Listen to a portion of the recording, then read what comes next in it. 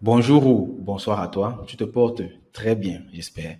Aujourd'hui, je viens avec une thématique très importante qui va beaucoup t'aider dans l'écosystème crypto et blockchain. Tu le sais très bien, moi je ne fais jamais une vidéo au hasard. Chaque vidéo que je fais, chaque vidéo que je poste ici a un objectif précis et peut réellement t'aider à exceller dans l'écosystème crypto et blockchain. Aujourd'hui, on va parler de quelque chose de très pertinent. Il s'agit des blockchain layers. Layer signifie tout simplement couche et c'est très important parce que tout l'écosystème crypto et blockchain est basé sur ces layers-là, est basé sur ces couches-là. Ce qui fait que comprendre au moins les bases de ces blockchain layers va te permettre donc comme ça de pouvoir anticiper sur l'évolution du marché et de pouvoir te positionner. J'ai fait cette vidéo parce que plusieurs personnes n'ont pas compris pourquoi est-ce que je choisis des airdrops de façon stratégique. Le premier airdrop qu'on a eu à faire ici ensemble, c'était le airdrop de ZK Sync. Ensuite, on a fait celui de Venom également. Et les personnes se sont rendues compte que mais c'est toujours des blockchains de layer. Pourquoi est-ce que tu choisis les layers? Tout simplement parce que c'est le futur, parce que c'est l'un des plus gros problèmes de l'écosystème crypto et blockchain. Donc, les projets qui résolvent les problèmes de ces layers-là, de ces couches-là, sont des projets très prisés et qui vont prendre beaucoup de valeur s'ils font bien le travail. Ici, comme d'habitude, on va juste toucher les bases. Je ne vais pas faire la vidéo de façon compliquée parce qu'il faut que absolument tout le monde puisse comprendre de quoi il s'agit. Donc ici, on va faire juste les basiques, le B à bas. Et par la suite, si tu veux aller dans les détails avec les blockchain layers, il te faudra pousser les recherches ou bien tu poses juste ta question en commentaire et on va donc aller dans les détails le dimanche, vu que chaque dimanche, on va désormais se rencontrer pour un peu échanger et puis partager des informations stratégiques. Ok, avant de commencer, il faut liker la vidéo. N'oublie pas, like la vidéo, tu t'abonnes, tu partages également pour que plusieurs autres personnes soient également au courant de ces informations-ci. C'est gratuit et en plus c'est très important parce que ça va te permettre de rester bien au courant des informations qui vont être partagées ici. Donc, like la vidéo et puis tu t'abonnes si ce n'est pas déjà fait. Blockchain layer, les couches de la blockchain. En réalité, la blockchain, ce n'est pas un seul gros truc. La blockchain, ou plutôt les blockchains, sont des infrastructures sur lesquelles plusieurs autres choses sont construites. Les applications sont construites dessus. La crypto-monnaie, par exemple, est construite sur une blockchain. Tu vois, ce qui fait qu'il y a plusieurs blockchains. Et ces blockchains essaient de résoudre des problèmes, que ce soit individuellement ou bien en communiquant entre elles. Et ici, quand on parle des couches de blockchain, tout commence avec la blockchain de Layer 1. Regarde, Layer 1. On a mis ici, ce sont des blockchains. Blockchain de Layer 1, c'est ici que tout a commencé, tu vois. Le Bitcoin, blockchain de Layer 1. Tu vois, ici, il y a Ethereum, blockchain de Layer 1. Binance, la BSC, blockchain de Layer 1. Solana, Celo, etc., etc. Tout ça, ce sont les blockchains de Layer 1. Mais maintenant, il s'est posé un problème. Ce problème s'appelle le trilemme de la blockchain. Le trilemme de la blockchain, on peut me rechercher rapidement sur Google. On fait la blockchain trilemme. Je crois que ça avait deux M. Non, c'est un seul M, je crois. On va en mode image pour voir ce que ça va nous donner. Regarde ça. Le trilemme de la blockchain. Quand je clique là, le trilemme de la blockchain, c'est tout simplement un problème qui est trop difficile à résoudre. Et les gars se cassent la tête à vouloir résoudre cela. Le trilemme de la blockchain, ça a été évoqué par Vitalik Buterin, le fondateur de Ethereum. Ça dit tout simplement qu'il est difficile, voire impossible de créer une blockchain qui remplit en même temps ces trois conditions, c'est-à-dire la décentralisation. Donc la blockchain est décentralisée, la blockchain est sécurisée, la blockchain est scalable. Et le problème, c'est que quand tu fais une blockchain qui est trop décentralisée, comme Bitcoin par exemple, et puis qui est sécurisée, comme Bitcoin aussi, elle n'est pas scalable. Bitcoin, par exemple, peut traiter, quoi, je crois, c'est 7 ou 8 transactions par seconde. C'est trop peu comparé au système de paiement actuel qui traite les milliers et les millions de transactions par seconde. Et maintenant, si tu viens, tu dis plutôt que, OK, tu vas faire une blockchain qui est scalable, et puis qui est sécurisée. Elle ne sera pas décentralisée. Un peu comme la BSC, la blockchain de Binance, qui n'a que, je crois, 26 validateurs, un truc comme ça. Pourtant, le Bitcoin a des milliers de validateurs. Tu vois. Et si tu essaies plutôt de faire de la décentralisation et puis de la scalabilité, tu n'auras pas la sécurité. Ça, c'est le trilemme de la blockchain. C'est un problème qui casse la tête aux gens. Ce qui fait que ceux qui parviennent à résoudre ce trilemme ou à apporter des solutions ou des idées de solutions à ce trilemme-ci gagnent tellement d'argent dans l'écosystème crypto. Et c'est ce genre de projet qu'on cherche. Ce qui fait que quand je reviens ici avec les blockchain layers, je sais pertinemment que les blockchains de layer 1 ont le problème du trilemme, le trilemme de la blockchain.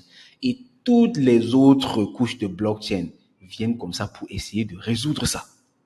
On a d'abord commencé par avoir les blockchains de layer 2. Les blockchains de layer 2 comme Optimism, Polygon, Arbitrum, Starknet. Arbitrum, par exemple, a fait un airdrop. C'est là-bas que mon ami dont je te parle très régulièrement, il a gagné $6,000 avec le airdrop d'Arbitrum. C'est une blockchain de layer 2 qui vient comme ça augmenter la scalabilité des blockchains de layer 1. Ça veut dire quoi? Ça veut dire que la blockchain de Bitcoin, par exemple, qui peut faire juste 8 transactions par seconde, c'est parce que le réseau, il est congestionné. C'est pas facile. La blockchain n'est pas rapide, en fait. Et les blockchains de layer 2 vont donc venir dire, OK, pas besoin que la blockchain du Bitcoin traite toutes les transactions elle-même. Nous, on va se placer avant la blockchain du Bitcoin. Ici, on se place au-dessus et on va prendre toutes les transactions là, on va les traiter. Disons, la blockchain Arbitrum, par exemple, prend 1000 transactions, traite les 1000 transactions rapidement et les envoie en une seule transaction à la blockchain de Bitcoin. La blockchain de Bitcoin traite ça comme une seule transaction. Pourtant, en réalité, c'est 1000 transactions. Ça fait que la blockchain du Bitcoin devient subitement très rapide parce que la blockchain du Bitcoin réussit à traiter maintenant 1000 transactions comme si c'était une seule transaction.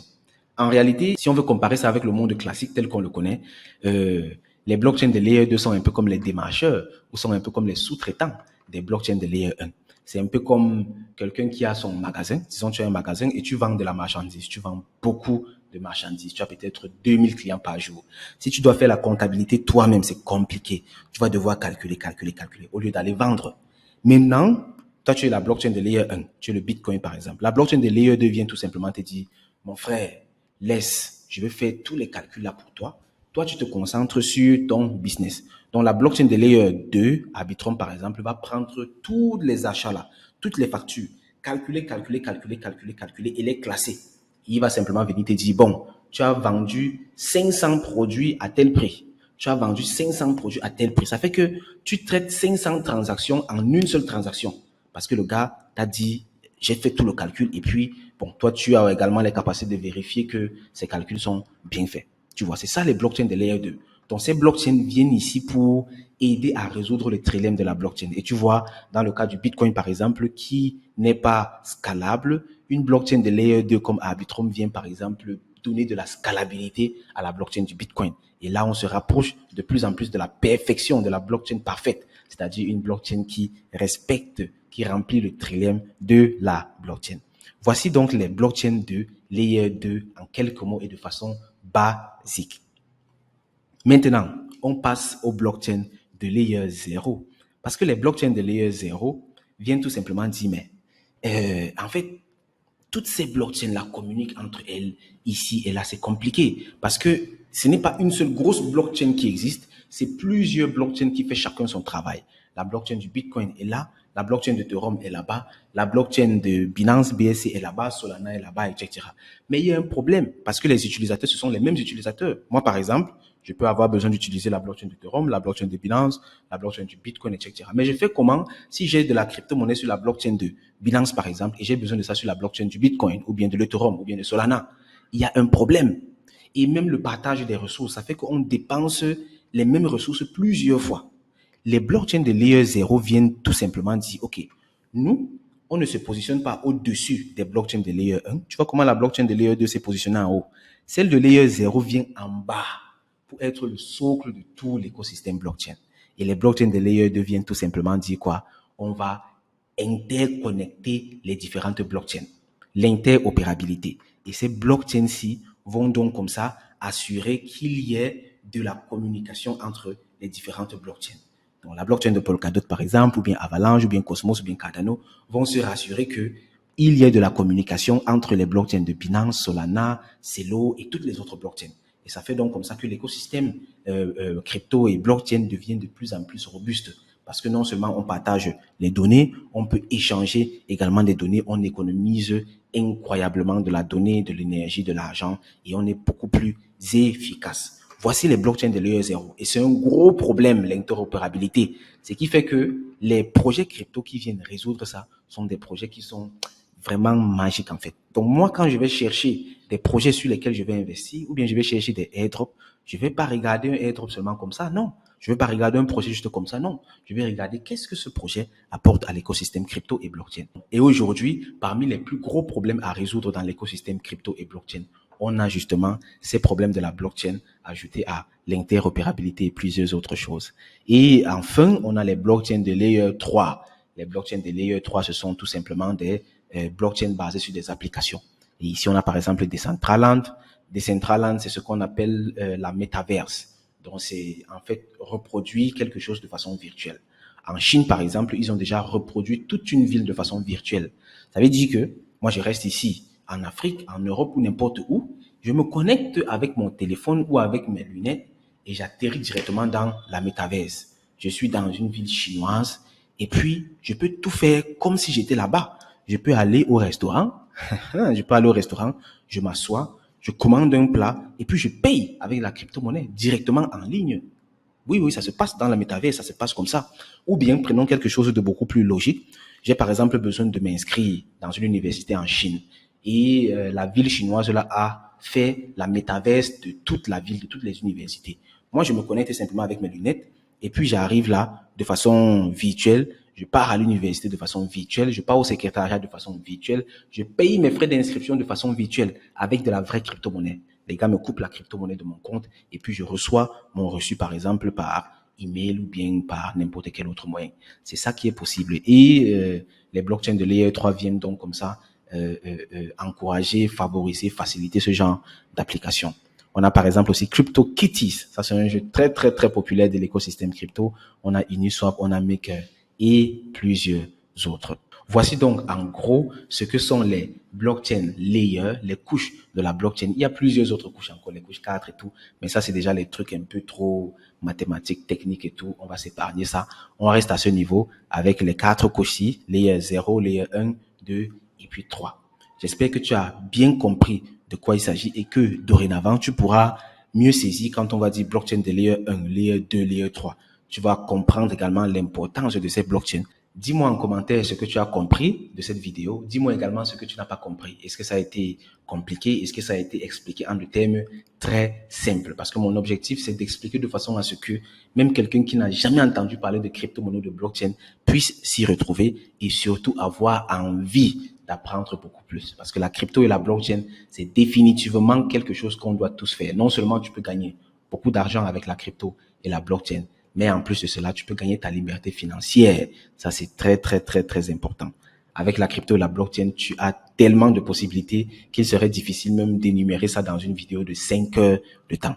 Il faut tout simplement t'y intéresser, apprendre pas à pas, et tu vas découvrir comme ça le petit truc qui va te faire décoller et atteindre réellement ta liberté financière. Sur ce, je te dis merci de m'avoir écouté. On se retrouve dans une prochaine vidéo. Au revoir, bye bye. Afin d'aider un maximum d'Africains à comprendre et surtout à utiliser les crypto-monnaies, le CIA a mis sur pied un bon nombre de formations, parmi lesquelles plusieurs sont gratuites. Afin d'en bénéficier, il te suffit tout simplement d'aller sur Internet. Dans le navigateur Google Chrome par exemple, tu vas faire la recherche www.cryptoinvestmentinafrica.com, comme tu vois s'afficher ici. Et là, tu valides tout simplement. Tu vas être redirigé vers le site web du CIA et une fois sur le site web, tu vas dans l'onglet formation. Ici, nous avons formation. Tu cliques dessus et tu seras redirigé vers la page contenant toutes les formations du CIA. Et ici, tu peux voir qu'il y a plusieurs formations qui sont mises à disposition. Et pour avoir les formations uniquement gratuites, tu peux venir juste ici en haut dans l'onglet formation gratuite. Tu cliques dessus et tu auras donc comme ça filtré les formations totalement gratuites. Là, on voit qu'il y a des formations sur l'évolution de la blockchain, il y a des formations offertes sur comment contrôler ses investissements crypto, également des formations gratuites sur l'analyse technique des cryptos avec TradingView et aussi, et très important, comprendre et manipuler les crypto-monnaies comme un pro. Ça, c'est comme ça toutes les formations qui sont gratuites et avec le temps, il y en aura toujours de plus en plus. Tout ça pour permettre aux personnes qui n'ont peut-être pas les moyens de payer des formations, de bénéficier également de ces enseignements, ou également aux personnes qui veulent d'abord un peu tâter le terrain et découvrir de quoi il s'agit. À côté de ça, nous avons d'autres formations, les bootcamps, qui sont des formations courtes mais intensives. Ici, on va prendre une thématique et aller vraiment en profondeur. Et dans tous les cas, tu peux venir dans tous les programmes ici et visiter tout ce qu'il y a. La formation phare, c'est bien entendu la formation Crypto Initiation, qui est tout simplement l'initiation la plus complète en crypto-monnaie et blockchain pour les débutants et les novices. Donc, si tu es débutant, si tu veux apprendre réellement ce que c'est que la crypto et la blockchain, si tu veux commencer déjà à faire tes premiers gains, à gagner de l'argent avec la crypto-monnaie et la blockchain, je t'invite vivement à t'intéresser à la formation Crypto Initiation. Il y a tout dedans et en plus, tu as accès à vie à la formation, plus un an d'accompagnement. Voici donc en gros l'offre en termes de formation. À toi de faire ton choix. Au revoir, bye bye.